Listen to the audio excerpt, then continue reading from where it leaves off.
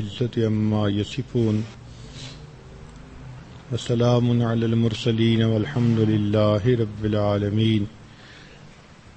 اللهم صل على سيدنا محمد وعلى آل سيدنا محمد وبارك وسلم. اللهم صل على سيدنا محمد وعلى آل سيدنا محمد وبارك وسلم. اللهم صل على سيدنا محمد وعلى آل سيدنا محمد وبارك وسلم. آج کی گفتگو کا عنوان ہے بچوں کی معاشرتی تربیت. معاشرتی تربیت کا مطلب یہ ہے کہ بچے نے لوگوں کے ساتھ کیسے مل جل کر زندگی گزارنی ہے. اس کے دو دائرے ہیں. پہلا دائرہ گھر کے اندر رہنا. چنانچہ ماں باپ کو چاہیے کہ وہ اپنے بچے کو یہ سکھائیں کہ گھر کے اندر جو افراد رہتے ہیں ان چھوٹوں کے ساتھ اور ان بڑوں کے ساتھ اس نے کیسے رہنا ہے. بچے کو بولنا اس کی ماں سکھاتی ہے.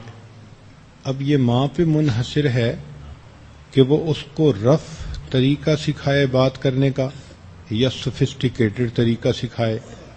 بعض بچوں کو دیکھا کہ بات کرتے ہیں تو ایسے الفاظ استعمال کرتے ہیں کہ ان کی گفتگو پہ پیار آتا ہے. مثال کے طور پہ بچہ یہ بھی کہہ سکتا ہے امی مجھے یہ دیں،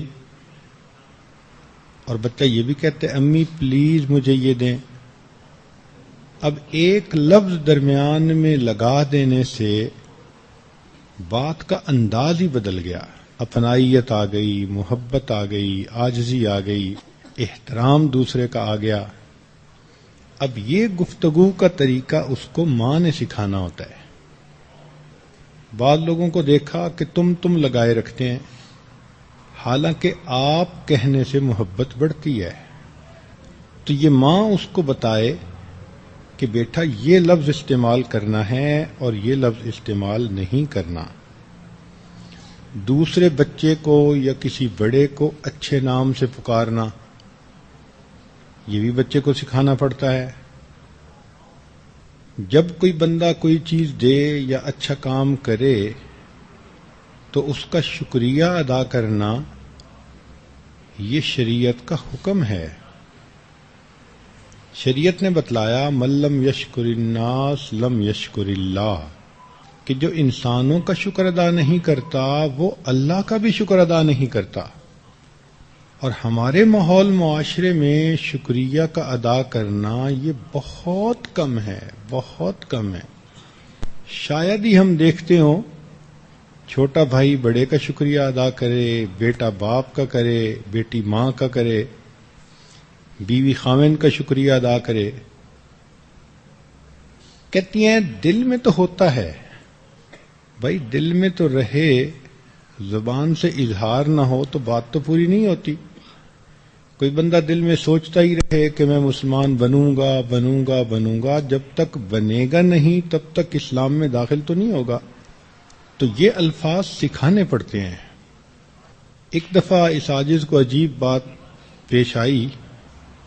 پیرس سے نیو یارک جانا تھا تو ساتھ والی سیٹ کے اوپر ایک امریکن لڑکی آ کر بیٹھ گئی جس کے پاس کوئی 2.5 سال 3 سال کی ایک بچی تھی. جب کھانا لگانے کا وقت آیا تو اس عاجز نے تو اسٹاف کو منع کر دیا کہ مجھے کھانا نہیں کھانا، مگر اس لڑکی نے کھانے کے لیے کہا تو اس کے سامنے کھانا لگا دیا گیا. اب بالکل قریب سیٹ تھی تو گو اس کی طرف دیکھ تو نہیں رہے تھے، لیکن اتنا تو اندازہ ہوتا ہے کہ کیا ہو رہا ہے.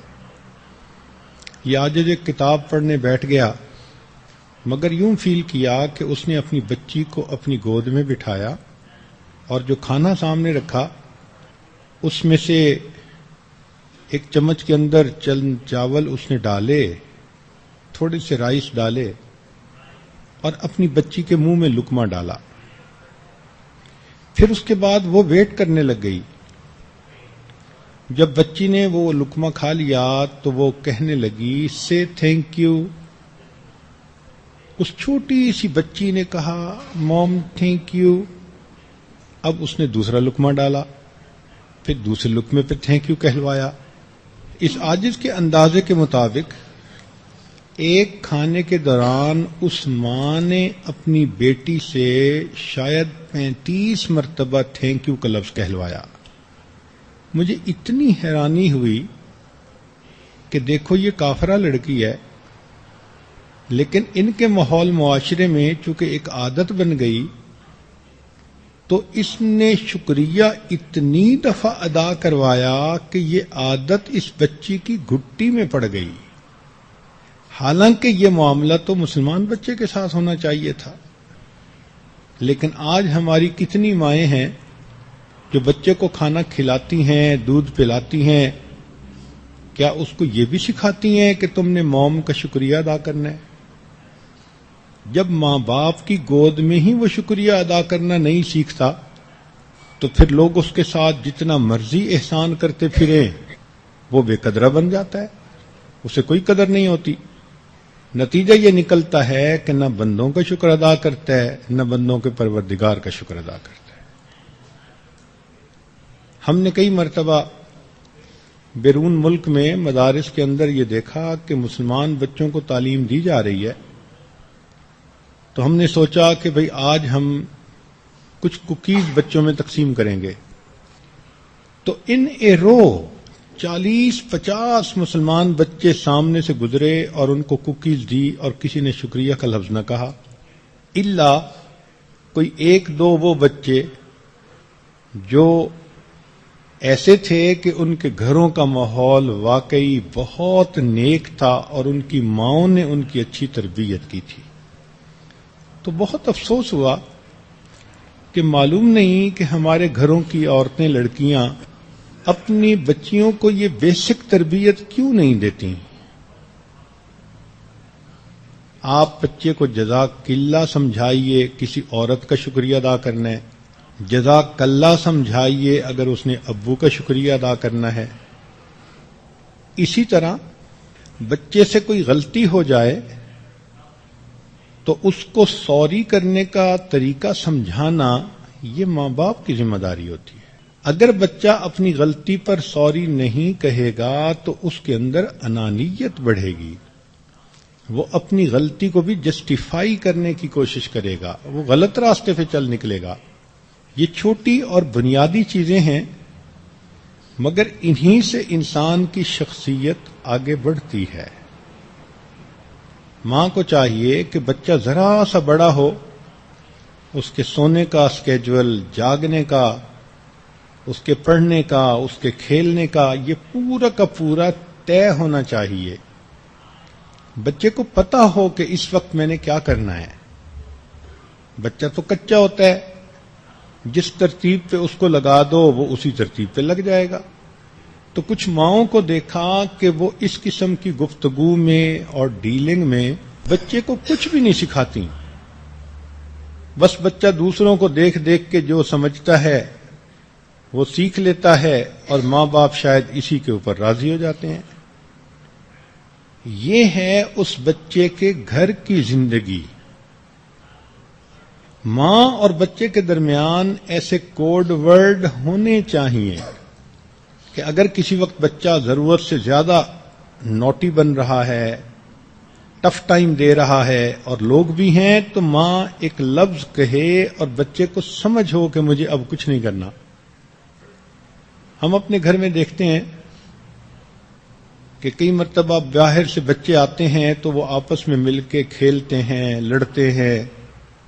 بچے جو ہوئے تو حنانا کسی وقت اگر کوئی ایسی بات کرے تو اس کی ماں دور سے اس کو کہتی ہے حنانا بیہیو. اللہ کی شان, یہ لفظ ایسا بجلی کی طرح اس پہ اثر کرتا ہے کہ یہ لفظ سن کے اس کی آنکھوں میں آنسو آ جاتے ہیں. وہ ماں کی طرف بھاگتی ہے, اس کو مناتی ہے, سوری کرتی ہے. اب یہ ٹیوننگ ہے کہ ماں نے جیسے بچے کی کر دی. یہ آج سوچ رہا تھا ہمارے بچپن میں ہمیں کوئی 100 مرتبہ بیہیو کہتا تو ہمیں پتہ ہی نہیں چلتا یہ کیا رہا. تو یہ ماں کی ذمہ داری ہوتی ہے کہ کس بچے کو وہ کیا سمجھاتی ہے کہ کس لفظ کا کیا معنی ہے. کوشش یہ کی جائے کہ بچے کی دوستی اپنے ہی گھر کے بچوں کے ساتھ ہو. بھائی بھائی کا دوست بن جائے، بیٹا باپ کا دوست بن جائے، بیٹی اپنی ماں کی دوست بن جائے. آج کے دور میں سب سے بہتر دوستی کا طریقہ یہی ہے. ہمارے دادا جان 2 بھائی تھے، بڑے حافظ قرآن تھے اور چھوٹے ناظرہ خاں تھے، مگر دونوں کی آپس میں دوستی ضرب المثل بنی ہوئی تھی. ہر جگہ اکٹھے ہوتے، مشورہ کرتے، ان کی خوشی ایک تھی، ان کی غمی ایک تھی. وہ کہتے تھے کہ ہم دوست پہلے ہیں اور بھائی بعد میں ہیں. اللہ کی شان دیکھیں، بڑے جو تھے وہ حافظ قرآن تھے، چھوٹے ناظرہ خاں تھے، تو بڑے نے جب منزل سنانی ہوتی تھی تو چھوٹے ہی ان کی منزل سنتے تھے، چونکہ ہر وقت دونوں بھائی اکٹھے رہتے تھے. حافظ قرآن جو تھے انہوں نے اتنا قرآن سنایا کہ دوسرے بھائی نے ان کی منزل سنی حتیٰ کہ وہ بھی قرآن کے حافظ بن گئے. تو بھائی بھی ہوں اور دوست بھی ہوں تو مزہ ہی جدا ہوتا ہے. مگر یہ باتیں کون سکھائے گا؟ یہ ماں سکھائے گی. آج بچی اپنی ماں کو کچھ نہیں بتاتی، سب کچھ اپنی سہیلیوں کو بتا رہی ہوتی ہے، اور یہی برائی کی بنیاد ہوتی ہے. بیٹا آج باپ سے دور ہوتا ہے، اپنے دوست کے قریب ہوتا ہے. یہ قرب قیامت کی نشانی کہ بیٹا اپنے دوست کی بات پہ عمل کرے گا، اپنے باپ کی بات کو اگنور کرے گا. آج تو ماں باپ جتنے بھی احسان کریں بچے اس کا لحاظ ہی نہیں کرتے. اس کی بنیادی وجہ کہ ان کے ذہن میں کسی نے یہ ڈالا ہی نہیں ہوتا کہ احسان کا شکریہ بھی ادا کرنا ہوتا ہے. تو یہ بچے کی انفرادی زندگی جو گھر کے دائرے کے اندر ہے، اس کو ماں نے ہی سنوارنا ہوتا ہے. اگر وہ اچھے آداب کی تلقین کرے گی تو بچے کے اندر سوفسٹیکیشن آ جائے گی، اس کی شخصیت کے اندر جاذبیت آ جائے گی، بچہ ایک میگنیٹک پرسنالٹی بن جائے گا. چنانچہ دسترخوان پہ بچے کو کھانے کے آداب اور دوسرے لوگوں کے ساتھ اس نے کیسے ڈیل کرنا ہے، گھر کے لوگ ان کے آداب، چھوٹے بچوں کا ایک دوسرے کو چیز دے دینا، کیونکہ بچوں کے لیے کوئی کھیلنے کی یا اپنی چیز دوسرے کو دے دینا یہ بڑا مشکل کام ہوتا ہے، مگر بچے کو یہ ایثار اس کی ماں ہی سکھاتی ہے. تو یہ انفرادی زندگی کا جو ایک چھوٹا دائرہ ہے، یہ سب سے پہلے ماں نے سکھانا ہوتا ہے. جب بچہ گھر کے اندر ایک اچھا بچہ بن کے رہنا شروع کر دیتا ہے تو پھر باہر کے لوگوں سے جب اس کا انٹریکشن ہوتا ہے تو وہ یقیناً ایک اچھا انسان ثابت ہوتا ہے. چنانچہ بیرون کا دائرہ وسیع ہے اور اس میں چند باتوں کا خیال رکھنا چاہیے. سب سے پہلی بات کہ بچے کو سلام کرنے کی عادت ڈالنی چاہیے کہ جب بھی وہ اپنے کسی بڑے کو دیکھے فوراً سلام کرے. نبی علیہ الصلوۃ والسلام نے ارشاد فرمایا افشوا السلام بینکم، تم سلام کو آپس میں رواج دو، پھیلاؤ. امام بخاری رحمۃ اللہ علیہ روایت فرماتے ہیں کہ حضرت انس رضی اللہ تعالیٰ عنہ انصار کے بچوں کو سلام کرتے اور پھر فرماتے کہ ہم نے نبی علیہ الصلوۃ والسلام کو ایسا ہی کرتے دیکھا ہے. ابو نعیم کی روایت ہے کہ بچے کھیل رہے تھے تو نبی علیہ الصلوۃ والسلام نے فرمایا السلام علیکم یا صبیان، چھوٹے بچوں کو بھی اللہ کے حبیب صلی اللہ علیہ وسلم سلام دے رہے ہیں اور ان کو یہ طریقہ سکھا رہے ہیں. چنانچہ بچے سکول جانے لگیں تو سلام کر کے جائیں، واپس آئیں تو آتے ہی سلام کریں. صحابہ رضی اللہ عنہم فرماتے ہیں کہ ہماری عادت تو یہ تھی کہ اگر کوئی بندہ درخت کے پیچھے چلا جاتا تھا تو جب واپس آتا تھا تو اپنے ساتھی کو سلام کرتا تھا. شریعت نے اس میں عجب اور تکبر کو توڑا ہے. اب یہ حسن ہے شریعت کا. چنانچہ شریعت نے یہ کہا کہ اگر کوئی بندہ سوار ہے، سواری پہ سوار ہے، تو وہ پیدل چلنے والے کو سلام کرے، اور پیدل چلنے والا بیٹھنے والے کو سلام کرے، اور تھوڑے لوگ زیادہ والوں کو سلام کریں. امام ترمذی رحمۃ اللہ علیہ فرماتے ہیں، انس لانو کی روایت، کہ نبی علیہ الصلوۃ والسلام جب گھر میں داخل ہوتے تھے تو مسکراتے چہرے کے ساتھ اور اہل خانہ کو سلام کیا کرتے تھے. چنانچہ جو خاوند گھر میں داخل ہو کر سلام کرے اس گھر کے اندر اللہ تعالیٰ برکت عطا فرماتے ہیں. اب مسکرانا اور سلام کرنا یہ کتنی پیاری سنت ہے. تو بچہ بچپن سے یہ بات سیکھے گا تو بڑے ہو کر بھی اس پر یہ عمل کرے گا. تو بچے کو یہ سنت طریقہ سکھانا چاہیے. پھر اس کے بعد دوسرا ہے کہ دوسروں کے ساتھ ہمدردی، غم گساری، دوسروں کے غم کو اپنا غم سمجھنا، ان کی غمی کو شیئر کرنا، تاکہ بچے کے سینے میں ایک حساس دل آ جائے. بے حس انسان میں اور حیوان میں کوئی فرق نہیں ہوتا. چنانچہ بچے کے اندر ہمدردی کا جذبہ پیدا کرنا یہ ماں باپ کی ذمہ داری ہے. شریعت نے اس کو یہاں تک مرتبہ دیا کہ حدیث مبارکہ میں ہے، قیامت کے دن اللہ رب العزت ایک بندے سے فرمائیں گے، اے میرے بندے، میں بھوکا تھا، تو نے مجھے کھانا ہی نہ کھلایا. وہ بندہ حیران ہوگا، اے رب کریم، آپ جہانوں کے پروردگار ہیں، کھانے پینے سے منزہ اور مبرہ ہیں، آپ کیسے بھوکے تھے کہ میں نے آپ کو کھانا نہ کھلایا؟ اللہ تعالیٰ فرمائیں گے، فلاں موقع پر تیرا پڑوسی بھوکا تھا، اگر تو اسے کھانا کھلاتا تو مجھے بھی وہیں پا لیتا. اب بتائیے کہ ایک پڑوسی کو کھانا کھلانے میں کیا مرتبہ اللہ فرماتے ہیں تو مجھے وہیں پا لیتا. تو معلوم ہوا کہ دوسروں کے کام آنا، دوسروں کے غم کو شیئر کرنا، ہمدردی کا جذبہ ہونا، اسی کا دوسرا نام انسانیت ہے. ہم لوگ اپنے کالج کے زمانے میں انگریزی کتاب میں ایک عجیب مضمون پڑھتے تھے. وہ ایک فکشن تھا جو تخیلاتی طور پر ایک سائنسدان نے لکھا کہ دنیا میں بڑی سائنٹیفک امپروومنٹ ہو جائے گی، ڈیولپمنٹ ہو جائے گی، قیامت کا دن ہوگا.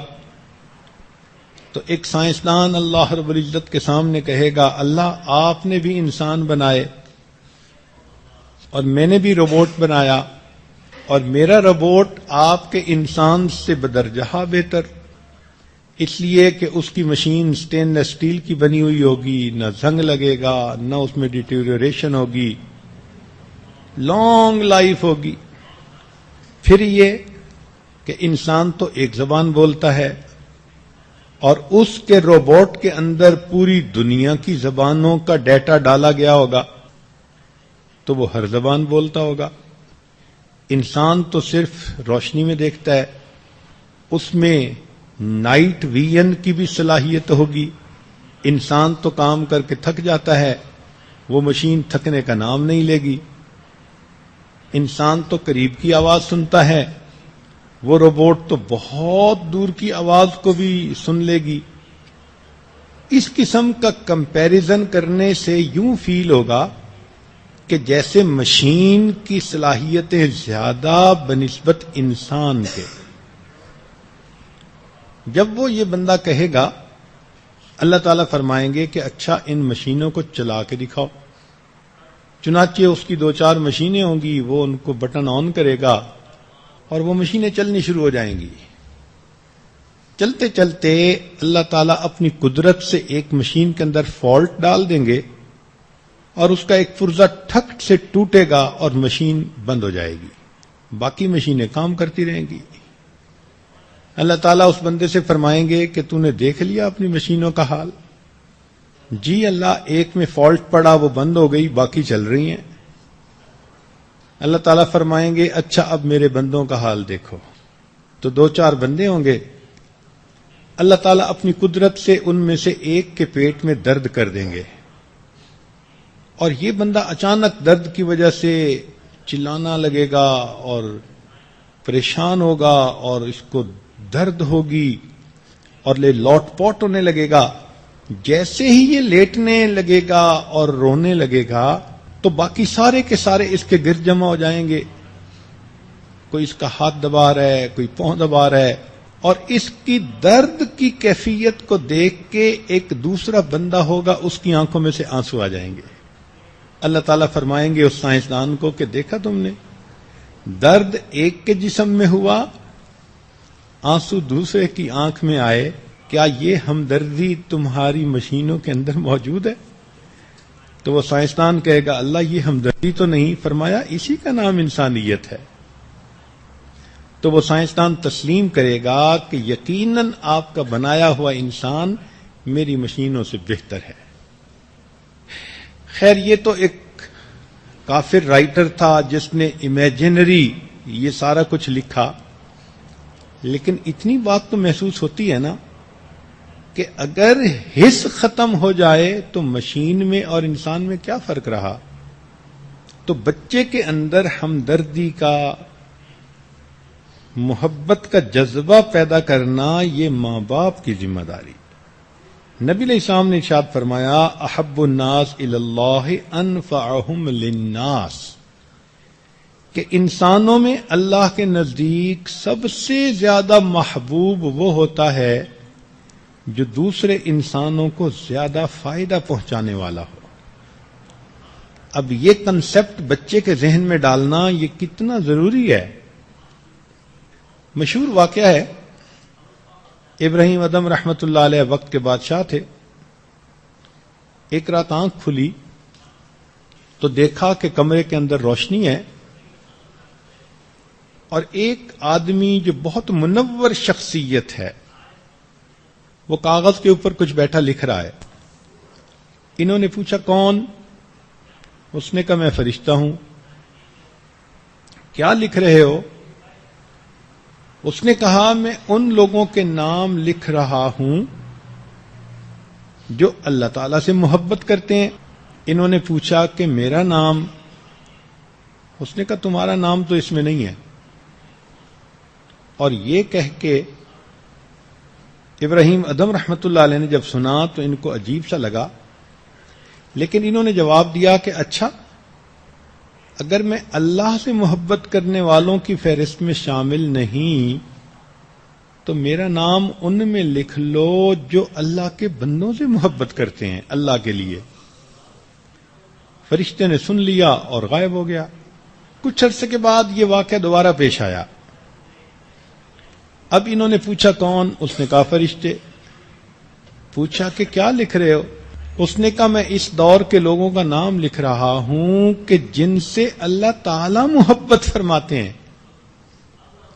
تو انہوں نے پوچھا میرا نام؟ اس نے کہا سر فہرست سب سے پہلے تمہارا نام لکھا ہوا ہے، اس لیے کہ تم اللہ کے لیے اللہ کے بندوں سے محبت کرتے ہو، اس کے نتیجے میں اللہ رب العزت آپ سے محبت کرتے ہیں.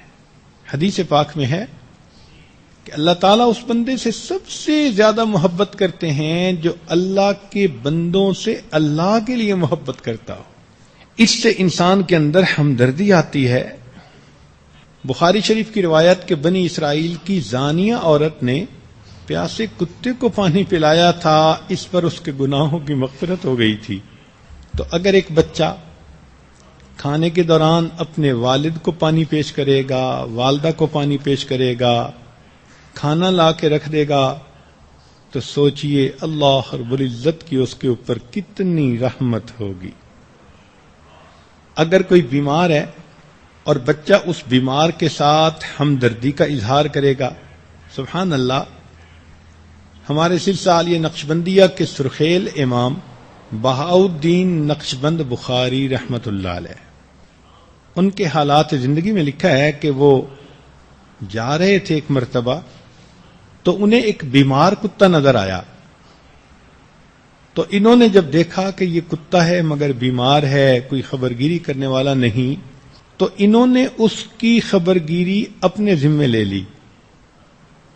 یہ اس کے زخموں پہ مرہم بھی لگاتے اور جو مزدوری کرتے اس میں سے کوئی روٹی لے کر اس کتے کو لا کر روز ڈالتے۔ کوئی 15 دن کے قریب انہوں نے اس بیمار کتے کی تیمارداری کی، جس پر کہ وہ کتا صحت مند ہو گیا۔ فرماتے ہیں کہ اس کے صحت مند ہونے پر اللہ رب العزت اتنا خوش ہوئے، انہوں نے مجھے نسبت عطا فرما دی۔ یہ ہماری نسبت نقش بندیہ ایک کتے کی خدمت کرنے کی بنا پر اللہ نے اس ہستی کو عطا فرمائی ہوئی ہے۔ تو اگر بیمار کتے کی خدمت کرنے پر یہ انعام ملتا ہے تو گھر کا کوئی بندہ بیمار ہو یا کسی کی تکلیف کو انسان اپنی تکلیف سمجھے، اس کا اللہ کے ہاں کیا رتبہ ہوگا۔ تو بچے کو یہ سکھانا ہوتا ہے کہ وہ دوسروں کے لیے راحت جان بنے، زحمت نہ بنے، ان کے غم خوشی کو شیئر کرنے والا بنے۔ اسی کا دوسرا نام انسانیت ہے۔ تیسرا، بچے کے ذمے ضروری کام لگانا۔ مثال کے طور پر بچے کو یہ بچپن سے ہی سکھانا چاہیے کہ وہ اپنی چیزوں کو خود سمیٹے۔ یہ طریقہ ماں سکھاتی ہے۔ اگر نہ سکھائے تو بچے تو گند پھیلا کے اتنا خوش ہوتے ہیں کہ کیا حال ہے، چیزیں بکھری ہوئی ہیں، بے ترتیب پڑی ہوئی ہیں، روز گم ہو رہی ہیں، نہ اپنی کتابوں کی پرواہ، نہ اپنے کپڑوں کی پرواہ۔ بچے تو ادھم مچا دیتے ہیں۔ ان کو یہ بات سکھانی پڑتی ہے کہ دیکھو یہ آپ کی چیزیں ہیں اور ان کا خیال بھی آپ نے رکھنا ہے۔ اپنی کتابوں کو سمیٹنا، اپنے کپڑوں کو صحیح رکھنا، اپنی چیزوں کو چوری ہونے سے بچانا، خیال رکھنا، یہ سیلف مینجمنٹ اس بچے کو ماں سکھاتی ہے۔ چنانچہ سب سے پہلے تو یہ کام ذمہ لگانا چاہیے۔ اور دوسرا، چھوٹے چھوٹے کام گھر کے بچوں نے ہی کرنے ہوتے ہیں۔ مثال کے طور پہ اب گھر والے سارے دسترخوان پہ کھانا کھا رہے ہیں، پانی لانا ہے تو یہ تو کام بچے ہی کرتے ہیں۔ تو بیٹی کو سمجھانا چاہیے کہ بیٹی اگر کھانے کے دوران 1 درجن مرتبہ بھی آپ کو اٹھ کے جانا پڑے تو آپ کو کوئی برا محسوس نہیں کرنا چاہیے۔ یہ بچوں کے چارٹر آف ڈیوٹیز میں سے ہے۔ گھر کے ایسے چھوٹے چھوٹے کام بچے خوشی سے کریں، یہ خدمت کہلاتی ہے اور اس خدمت پر خدا ملتا ہے۔ بچے کے ذہن میں یہ ڈالیں، عبادت سے جنت ملتی ہے اور خدمت سے خدا ملتا ہے۔ اور اگر بچوں کے ذمے کام نہیں لگائیں گے تو بچے نکھٹو ہو جائیں گے، تن آسانی آ جائے گی۔ ہمارے ہاں بہما کی ایک کہانی بہت معروف ہے تو سرائکی زبان میں، شاید آپ کے لیے سمجھنا مشکل ہو، لیکن یہ عاجز سنائے گا بھی صحیح اور کچھ تھوڑا ترجمہ بھی کر دے گا تاکہ آپ سمجھ بھی جائیں۔ تو ایک دیہاتی لڑکا تھا جو انتہائی کام چور بن گیا تھا۔ اس کی یہ حکایت ہے کہ اس کو ایک دن اس کی ماں نے کہا کہ اے پتر بھما، یعنی اے میرے بیٹے بھما۔ اس نے جواب دیا، جی میری اماں۔ تو ماں نے کہا کہ اے بیٹے ڈھانڈا تا چرا، یعنی جانور چرا کے آؤ. تو بیٹے نے آگے سے جواب دیا اماں میں کو گدڑ کھاسن، کہ امی اگر میں جانور چرانے جاؤں گا تو مجھے تو گیدڑ کھا جائیں گے. تو ماں بیچاری نے چرانے کا کوئی دوسرا انتظام کر لیا. پھر ماں نے کہا کہ اے میرے پتر بھما، جی میڈی اماں، پتر سبزی تا گھنا، کہ اے بیٹے جاؤ اور بازار سے سبزی لے کے آؤ. بیٹے نے آگے سے جواب دیا اماں میں کو راہ نہیں آندا، کہ مجھے راستہ نہیں آتا بازار کا. ماں بیچاری نے سبزی خریدنے کا کوئی دوسرا انتظام کیا. پھر ضرورت پڑی تو ماں نے کہا پتر بھما، جی میڈی اماں، پتر لکڑا تا پاڑا، یعنی اس لکڑی کو چیر دو تاکہ میں چولہے میں جلاؤں. اماں میں کو ڈا نہیں آندا، اماں مجھے طریقہ نہیں آتا. تو ماں بیچاری نے لکڑی بھی پھر خود ہی کاٹی اور آگ جلائی. اب جب سبزی بھی آ گئی، لکڑی بھی یعنی کٹ گئی، آگ جلی، تو ماں نے کھانا بنایا. تو کھانا بنا کے بعد ماں نے پھر آواز دی پتر بھما، جی میڈی اماں، جی میری اماں. اس نے کہا پتر روٹی تک کھا گھن، کہ بیٹے کھانا تو کھا لے. تو بیٹا آگے سے جواب دیتا ہے اماں تیرے حکم نہ منسو التا دوزخ سڑسوں. امی آپ کی باتیں نہیں مانوں گا میں تو پھر دوزخ میں جلوں گا. تو اگر بچے کی تربیت نہیں کریں گے تو ہر کام میں وہ نہ کرے گا اور کھانے کے لیے ماشاءاللہ ہاں کرے گا. اس لیے گھر کے اندر کے کام بیٹی کے ذمہ لگائیں اور گھر کے باہر کے چھوٹے چھوٹے کام وہ اپنے بیٹے کے ذمہ لگائیں. اب اگر دروازے پر کوئی آیا ہے تو بیٹی کو بھیجنے کی کیا ضرورت ہے؟ اللہ نے اگر بیٹا دیا تو وہ جائے اور دروازے پر جا کر دیکھے کہ کون آیا، کیوں آیا. تو گھر کے اندر کے کام، ذاتی کام اس قسم کے کرنا اور ذمہ لگانا یہ والد اور والدہ کی ذمہ داری ہوتی ہے. اس سے بچے کے اندر احساس ذمہ داری پیدا ہوتا ہے اور بچے کے اندر ریسپانسبلٹی کی سینس آتی ہے. بچے کو صفائی پاکیزگی کا درس یہ ماں سے ملتا ہے. چوتھا پوائنٹ ہے کہ مختلف تقریبات میں اور مجالس میں بچوں کو ساتھ رکھنا یہ بچوں کا ایک لرننگ کرو ہوتا ہے. اس لیے ضروری تقریبات میں انسان بچوں کو لے کے جائے اور وہاں پر ان کو سمجھاتا رہے کہ واٹس ہیپننگ. نبی علیہ الصلوۃ والسلام نکاح اور شادی کی تقریبات میں بھی بچوں کو اپنے پاس رکھا کرتے تھے، پاس بٹھاتے تھے، بات فرماتے تھے، کھانا کھلاتے تھے. چنانچہ ماں باپ تقریبات کے اندر اچھی باتوں کی بھی نشاندہی کر دیں اور بری باتوں کی بھی نشاندہی کر دیں تاکہ بچے کا کانسیپٹ کلیئر ہو جائے کیا اچھا ہے اور کیا برا ہے. یہ معاشرت ماں باپ سکھائیں گے. اگر بچے کو یہ چیز نہیں سکھائی جائے گی تو بچہ پھر دوسروں کے ساتھ کمفرٹیبلی انٹریکٹ نہیں کر سکے گا. وہ پھر تنہائی پسند بن جائے گا، دوسروں کے سامنا کرتے ہوئے گھبرائے گا، تو وہ تو ادھوری شخصیت ہوگی اس کی. پانچویں چیز ہے مہمان نوازی. یہ شریعت کا ایک اہم حکم ہے اور ماں باپ یہ صفت بچے کے اندر پیدا کرتے ہیں.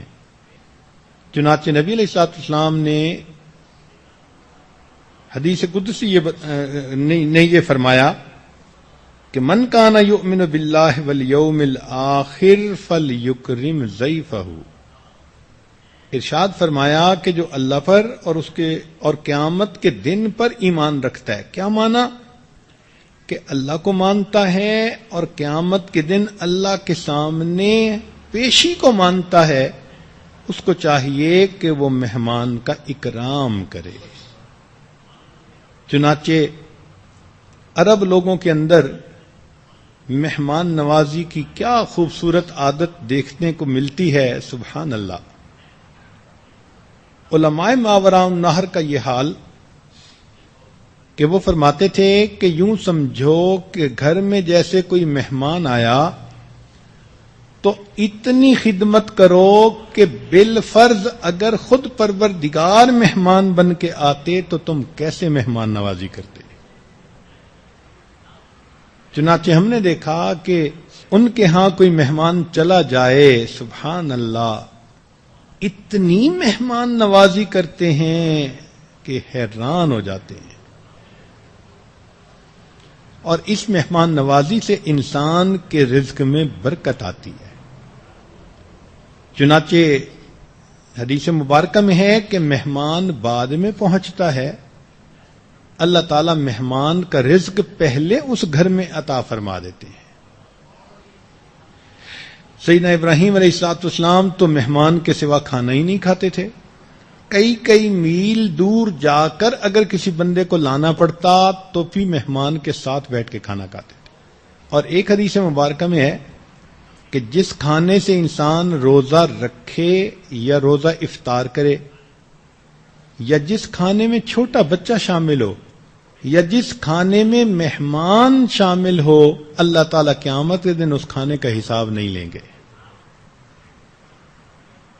ہمارے حضرت مرشد عالم رحمت اللہ علیہ اس قدر مہمان نواز تھے کہ حاتم طائی کی یاد آتی تھی۔ ہمارے قریب گاؤں میں ایک خاتون تھی جو حاتم طائی کی بہن مشہور تھی۔ اس کا خاوند اپنے گاؤں کا نمبردار تھا، بڑا تھا، زمینیں تھیں، ویل ٹو ڈو فیملی تھی، ریسپیکٹڈ فیملی تھی، اور یہ عورت بڑی نیک دل عورت تھی۔ گاؤں کے قریب ہی ایک سڑک تھی جو شہر کو جاتی تھی۔ اس گاؤں سے اور انٹیریئر کے گاؤں سے بہت سارے مرد اور عورتیں سڑک تک پیدل چل کے آتے یا گدھے اور گھوڑے پہ سوار ہو کے آتے، اور سڑک پر آ کر پھر وہ بسوں میں بیٹھ کے شہر کی طرف جاتے۔ اب یہ روز کا معمول تھا، درجنوں لوگ ٹریول کرتے تھے، تو وہ ایک اڈا بن گیا تھا بالکل گاؤں کے ساتھ۔ لیکن اس میں عجیب بات یہ تھی کہ کئی مرتبہ لوگ اگر شہر سے آتے اور انہیں دیر ہو جاتی تو رات کے اندھیرے میں، ویرانے میں، کھیتوں میں اکیلے سفر کرنا مرد اور عورتوں کے لیے رسکی ہوتا۔ انسانوں کا بھی ڈر ہوتا، حیوانوں کا بھی ڈر ہوتا۔ تو یہ لوگ بیچارے وہیں بس سٹاپ کے اوپر ہی رات گزار دیتے تھے۔ اور کئی مرتبہ ایسا ہوتا کہ دیہات سے شہر جانے والے لوگ اگر کسی وجہ سے ذرا لیٹ ہو جاتے اور آخری بس نکل جاتی تو سٹاپ پہ پہنچ کے ان کو پھر رات میں انتظار کرنا پڑتا۔ جب اس خاتون کو پتہ چلا کہ بھئی کئی مسافر مرد اور عورتیں یہاں رات گزارتی ہیں، تو اس نے وہاں پر ایک کمرہ مردوں کے لیے بنوا دیا، ایک کمرہ عورتوں کے لیے انتظار گاہ کے طور پر بنوا دیا، تاکہ دھوپ بارش سے یہ لوگ بچیں اور کمرے کے اندر بیٹھ جائیں۔ لوگوں کو سہولت مل گئی۔ کچھ عرصے کے بعد اس کے دل میں خیال آیا تو اس نے ان کے لیے کچھ سنیکس کا بندوبست شروع کر دیا کہ آنے والوں کے لیے پانی کا انتظام یا کچھ چھوٹا موٹا کھانے پینے کا انتظام۔ ہوتے ہوتے یہ مستقل کھانے کا بندوبست ہی بن گیا۔ جو لوگ رات کو وہاں ٹھہر جاتے تو اس عورت کی طرف سے ان کو کھانا دیا جاتا۔ لوگ بھی لوگ ہوتے ہیں، ایک سہولت ملے، آسانی سے ملے تو پھر ڈٹ کے فائدہ اٹھاتے ہیں۔ اب لوگ جو تھے وہ پلاننگ ہی ایسے کرتے تھے کہ ہم یہاں سے چلیں گے اور عشاء کے وقت وہاں پہنچیں گے، رات وہاں رہیں گے، کھانا کھائیں گے، اگلے دن شہر جائیں گے۔ چنانچہ کبھی 30 آدمی، کبھی 50 آدمی، اور روز ان کا کھانا بن رہا ہے اور ان کو مل رہا ہے۔ جب بھی کوئی خیر کا کام ہوتا ہے تو کچھ لوگ ہوتے ہیں کہ جن کو ڈائجسٹ کرنا وہ کام بڑا مشکل ہوتا ہے. چنانچہ اس قسم کے کچھ ضرورت سے زیادہ خیر خواہ لوگ تھے. انہوں نے اس عورت کے خامد کو آ کر کہا کہ جناب روز کے 30 40 50 بندوں کا کھانا، لوگ تو عیش کر رہے ہیں، لگتا ہے کہ آپ کے پاس مفت کا مال ہے، کہیں درخت سے اتار کے تو نہیں لے کے آتے آپ، یہ تو کنگال ہو جائیں گے اور یہ تو لوگ آپ کا مال کھا جائیں گے. ایسی چکنی چپڑی باتیں انہوں نے کی کہ وہ خامد فیل کرنے لگا کہ یہ تو اتنا پیسہ خواہ مخواہ کا ڈرین ہو رہا ہے. چنانچہ اس نے وہ لنگر بند کروا دیا. اب جب مسافروں کا کھانا بند ہوا تو یہ خاتون بڑی غمزدہ مگر سمجھدار خاتون تھی. سمجھتی تھی کہ موقع کی بات سونے کی ڈلی کی مانند ہوتی ہے. خامد نے ایک دن اسے دیکھا تو اس نے دیکھا تھوڑا ڈپریسڈ سی نظر آ رہی ہے. پوچھا کہ نیک بخت کیا ہوا؟ کہنے لگی بس ایسے طبیعت تھوڑی اداس سی ہے، غمزدہ سی ہے. اس نے کہا اچھا پھر چلو میں تمہیں اپنی زمینوں کی طرف لے چلتا ہوں، وہاں باغات ہیں، کھلی ہوا ہے، ذرا پھرو گی وہاں چلو گی تو تمہاری یہ کیفیت ختم ہو جائے گی. تو یہ اپنے خامد کے ساتھ گاؤں کے قریب جو زمینیں تھی وہاں چلی گئی. تھوڑی دیر ادھر ادھر پھرنے کے بعد گاؤں کے وہاں پر ایک کنواں بنا ہوا تھا. یہ کنویں کے قریب آ کر بیٹھ گئی اور کنویں کی جو ڈول اندر جا رہے تھے اور پانی لا رہے تھے ان کو دیکھنے بیٹھ گئی. کچھ دیر گزری تو خامد نے کہا کہ اچھا پھر چلو گھر واپس چلتے ہیں. اس نے کہا بہت اچھا، مگر یہ ان ڈولوں کو دیکھتی جا رہی ہے. تو خامد نے قریب آ کے پوچھا کہ کیا دیکھ رہی ہو؟ تو اس نے اس وقت کہا کہ میں دیکھ یہ رہی ہوں کہ یہ سارے ڈول خالی اندر جا رہے ہیں اور بھر بھر کے پانی سے واپس آ رہے ہیں اور کنویں کا پانی ختم ہی نہیں ہو رہا. تو خامد نے کہا اللہ کی بندی، کبھی کنووں کے پانی بھی خشک ہوئے؟ یہ تو ساری عمر ڈول چلتے رہیں گے تو پانی بھر بھر کے لاتے رہیں گے. جب خامد نے یہ بات کی تو اس خاتون نے حیران ہو کے پوچھا اچھا کنووں کے پانی خشک نہیں ہوتے؟ اس نے کہا نہیں. تو عورت نے کہا کہ اچھا پھر اللہ تعالیٰ نے ایک کنواں آپ کے ذریعے سے بھی لنگر کی شکل میں جاری کیا تھا، آپ کو کیوں غم ہوا کہ اس کنویں کا پانی خشک ہو جائے گا؟ موقع کی بات سونے کی ڈلیوں کی طرح ہوتی ہے. خامد کے اوپر اس بات کا اثر ہوا. کہتے ہیں جب تک وہ خاتون زندہ رہی وہ لنگر چلتا رہا. تو مہمان نوازی تو مومن کی شان ہوتی ہے. نبی علیہ الصلوۃ والسلام کتنے مہمان نواز تھے. ایک حدیث مبارکہ پڑھتے ہیں حیران ہوتے ہیں. ایک مرتبہ ایک یہودی نبی علیہ السلام کا مہمان بنا. نبی علیہ الصلوۃ والسلام نے اسے ٹھہرایا اور اس کو کھانا پیش کیا. اللہ کی شان کہ اس نے کھانا خوب کھایا اور اس کا پیٹ خراب تھا. رات کو جب وہ سویا تو اس نے بستر کے اندر ہی پاخانہ کر دیا. اب شرم کے مارے وہ صبح اٹھا اور اٹھ کے چلا گیا. بستر میں سے بدبو آ رہی ہے. جب ذرا وہ شہر سے باہر نکلا تو کنویں کے اوپر اس نے اپنے کپڑے بھی دھوئے، غسل بھی کیا، صاف ستھرا ہوا. شرمندہ تو تھا لیکن اس کو یہ فیل ہوا کہ اس کی کوئی ضروری چیز تھی جو پیچھے رہ گئی. اب وہ چھوڑ بھی نہیں سکتا تھا. تو حدیث مبارکہ میں ہے کہ وہ یہودی اپنی چیز لینے کے لیے جب واپس آیا اس نے کیا دیکھا کہ اللہ کے حبیب صلی اللہ علیہ وسلم اپنے مبارک ہاتھوں سے مہمان کا پخانہ صاف کر رہے، دھو رہے ہیں. جب اس نے نبی علیہ الصلوۃ والسلام کا یہ عمل دیکھا، کلمہ پڑھا اور مسلمان ہو گیا. اللہ کے حبیب صلی اللہ علیہ وسلم کی مہمان نوازی کی یہ شان تھی. چھٹی چیز ہے بچے کو خرید و فروخت کے بارے میں سمجھانا. اس اصول یہ ہے کہ نبی علیہ السلام نے ارشاد فرمایا المؤمن لا یخدع ولا یخدع. مومن نہ دھوکہ دیتا ہے نہ دھوکہ کھاتا ہے، نہ تو اتنا برا ہوتا ہے کہ دوسرے کو دھوکہ دے اور نہ اتنا کم عقل ہوتا ہے کہ دوسرے اس کو بیوقوف بنا لے. نہ دھوکہ دیتا ہے نہ دھوکہ کھاتا ہے. چنانچہ بچے کو یہ سمجھانا کہ کسی چیز کو خریدنے میں کن کن باتوں کا خیال رکھنا ہوتا ہے، یہ باپ کی ذمہ داری ہے. چنانچہ سودا سلف خریدتے ہوئے ذرا بڑی عمر کا بچہ ہوا تو اسے ساتھ رکھنا چاہیے اور بتانا چاہیے کہ بیٹے دیکھو میں نے یہ اس لیے سلیکٹ کیا، یہ چیز اس لیے چوز کی، یہ اس لیے پسند کی، تاکہ بچے کو پتہ چلتا رہے کہ اگر مجھے یہ کام کرنا پڑے تو مجھے کن باتوں کا خیال رکھنا ہے. ایک صحابی تھے حضرت ظاہر رضی اللہ تعالیٰ عنہ، دیہاتی تھے اور یہ نبی علیہ السلام کی خدمت میں سبزیاں تحفے بھیجا کرتے تھے. ایک مرتبہ بازار میں کھڑے سبزیاں بیچ رہے تھے. اللہ کے نبی صلی اللہ علیہ وسلم بازار سے گزرے تو آپ صلی اللہ علیہ وسلم ان کے پیٹھ کی طرف سے آئے تو ان کے ہاتھ میں سبزیاں تھیں اور وہ کہہ رہے تھے سبزی خرید لو، سبزی خرید لو.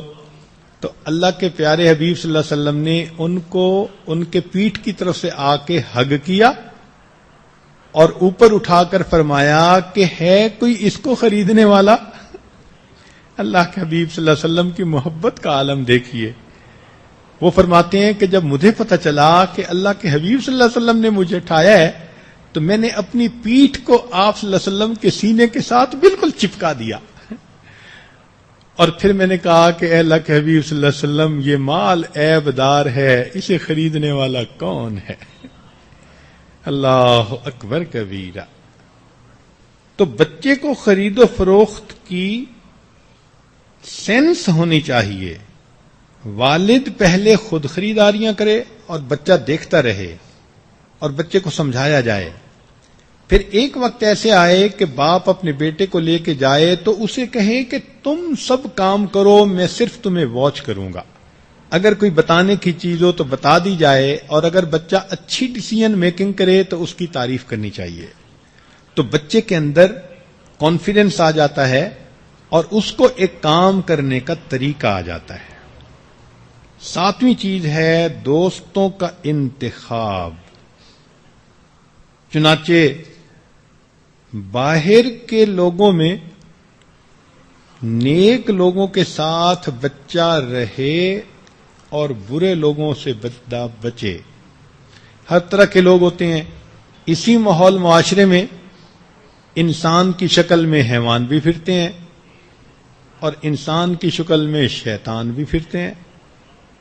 تو بچے کو ان حیوانوں اور شیطانوں سے بچانا ہے اور نیک انسانوں کے ساتھ اس کا تعلق بنانا ہے.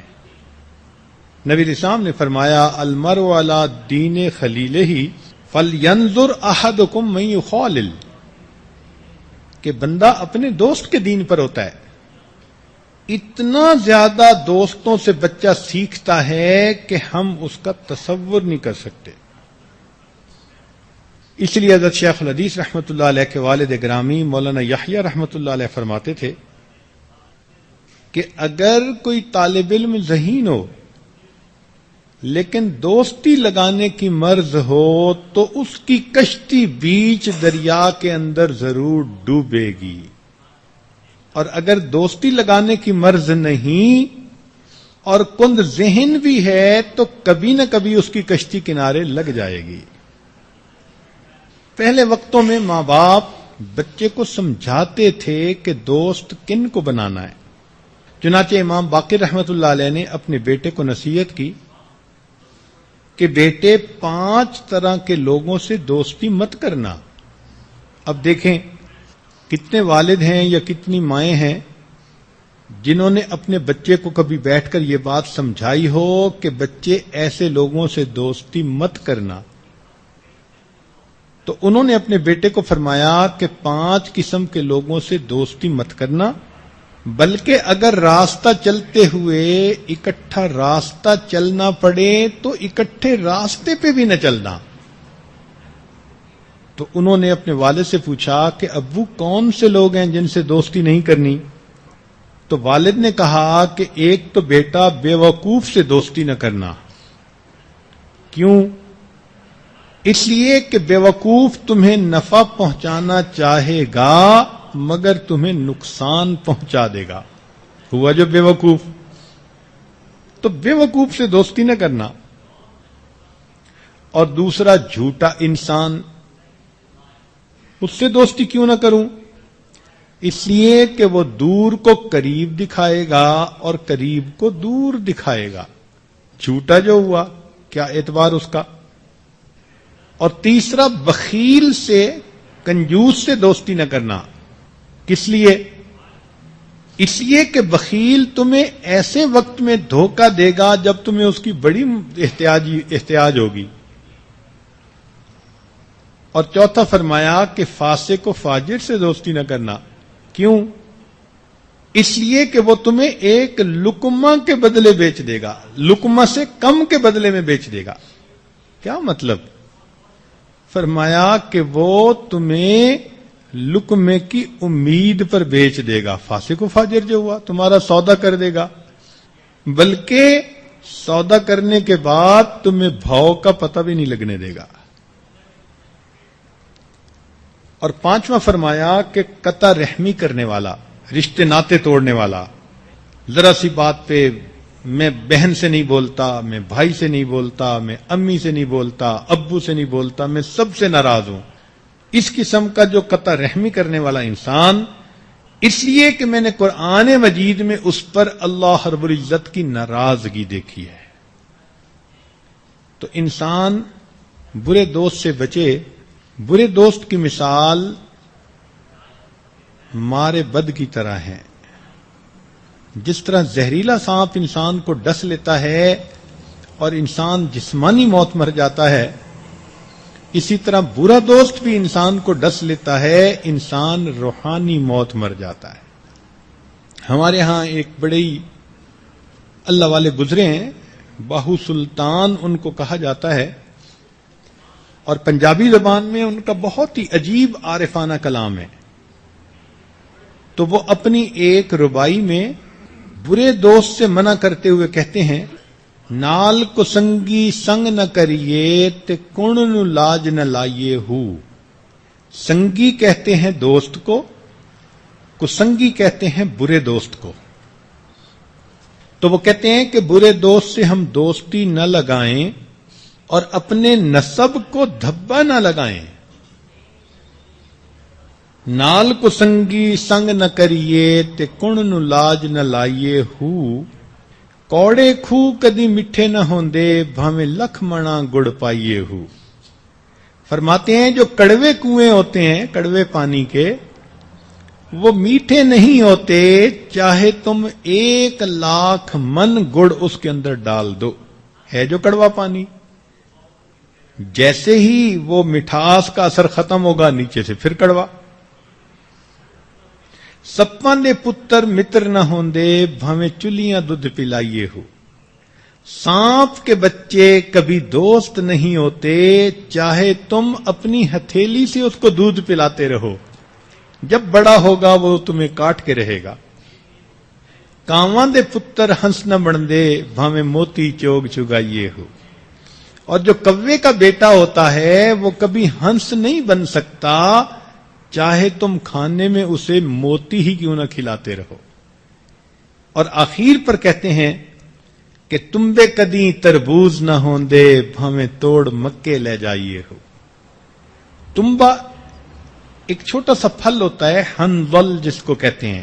یہ دیکھنے میں تو تربوز کی طرح ہوتا ہے، اتنا چھوٹا سا، لیکن اللہ اکبر اتنا کڑوا کہ صبح کے وقت انسان ٹیسٹ کرے تو شام تک اس کی کڑواہٹ زائل نہیں ہوتی.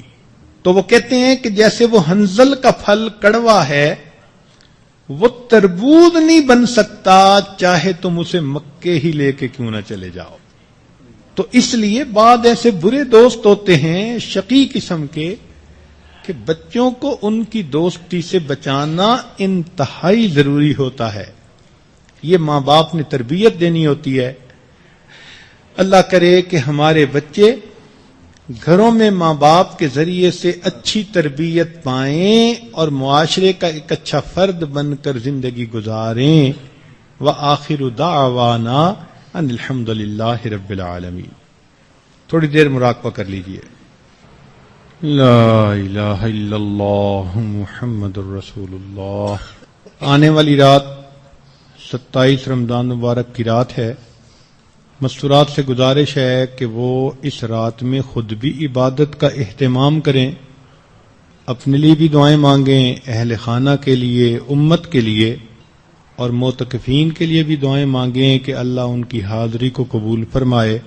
اور آج کی رات کی مجلس میں اپنے بچوں کو اور مردوں کو ترغیب کے ساتھ، اہتمام کے ساتھ ضرور مسجد میں بھیجیں۔ معلوم نہیں کس کے اٹھے ہوئے ہاتھ اللہ کو پسند آ جائیں اور ہمارے گھر کے مردوں کی زندگیاں نیکی پر آ جائیں۔ اللہ تعالی ہمیں آج کی رات اپنے بخشش کیے ہوئے گنہگار بندوں میں شامل فرمائے۔ وآخر دعوانا ان الحمد للہ رب العالمین۔ دعا کر لیجئے۔ سبحان ربی العلی الوہاب، اللہم صلی علی سیدنا محمد وعلی آل سیدنا محمد وبارک وسلم۔ اے مالک، ہم آپ کے عاجز مسکین بندے ہیں، ہمارے گناہوں کو معاف فرما، خطاؤں سے درگزر فرما۔ اللہ، جیسے مچھیرے کے ہاتھ سے مچھلی نکل جاتی ہے، یہ رمضان ہمارے ہاتھوں سے نکلا جا رہا ہے۔ زیادہ دن گزار بیٹھے، تھوڑے دن باقی رہ گئے۔ اے میرے مالک، ہمارے اس رمضان کو قبول فرما، ہمارے روزوں کو قبول فرما، تراویح کو قبول فرما۔ اے اللہ، اعتکاف والوں کے اعتکاف میں بیٹھنے کو قبول فرما۔ اے اللہ، یہ آپ کے گناہگار بندے کہاں کہاں سے چل کے آپ کے گھر میں آئے بیٹھے ہیں۔ اے کریم آقا، دہلیز پکڑ کے بیٹھے ہیں، ان کی حاضری قبول کر لیجئے، اپنے در کے مسکینوں کو نواز دیجئے۔ اللہ، ان کی جھولیاں بھر دیجئے، امیدوں کو پورا کر دیجئے۔ اے اللہ، اچھے انسانوں میں شامل فرما دیجئے۔ میرے مولا، گناہوں بھری زندگی گزار کے تنگ آ گئے ہیں، آئندہ ہمیں نیکوکاری کی زندگی عطا فرما دیجئے۔ اے اللہ، ہمارے دلوں کو اپنی محبت سے بھر دیجئے، غیر کی محبتوں کو دلوں سے نکال دیجئے۔ اے کریم آقا، ہمیں سچی اور سچی زندگی عطا فرما دیجئے۔ اے اللہ، یہ مستورات آپ کے در پر آئی بیٹھی ہیں، اللہ ان کی نیک مرادوں کو پورا کر دیجئے۔ جو عورتیں گھروں کی طرف سے پریشان، اللہ ان کی پریشانی کو دور فرما۔ جو بے اولاد ہیں، اللہ ان کو نیک اولاد عطا فرما۔ جو صاحب اولاد ہیں، اللہ ان کی اولادوں کو نیکوکار بنا، فرما بردار بنا، ماں باپ کی آنکھوں کی ٹھنڈک بنا۔ جن کی اولاد جوان العمر ہو گئی اور بگڑی ہوئی ہے، اللہ ان اولادوں کو نیکوکار بنا۔ اللہ، ماں باپ کو اولاد کے غموں سے محفوظ فرما، اولاد کے دکھوں سے محفوظ فرما، اولاد کی پریشانیوں سے محفوظ فرما۔ اے اللہ، اولاد کی تربیت میں ہم سے بہت سستی ہوئی، کوتاہی ہوئی، میرے مولا اس کی سزا سے ہمیں بچا لیجئے۔ میرے مولا مہربانی فرما دیجئے۔ اے اللہ، بڑھاپے میں جب اولاد دکھ دیتی ہے تو دل کتنا پریشان ہوتا ہے۔ اے رب کریم، اولادوں کو نیکوکار بنا دیجئے، رحمت کا معاملہ فرمائیے۔ اے اللہ، جن کی پریشانیاں ہیں ان کو دور فرما دیجئے، اٹکے ہوئے کاموں کا ہونا آسان فرما دیجئے۔ جن گھروں میں جوان بچے بچیاں موجود ہیں، اللہ ان بچوں کے مستقبل کو اچھا فرما، ماں باپ کے لیے ان کے فرض ادا کرنے آسان فرما، دل کی تمام نیک مرادوں کو پورا فرما۔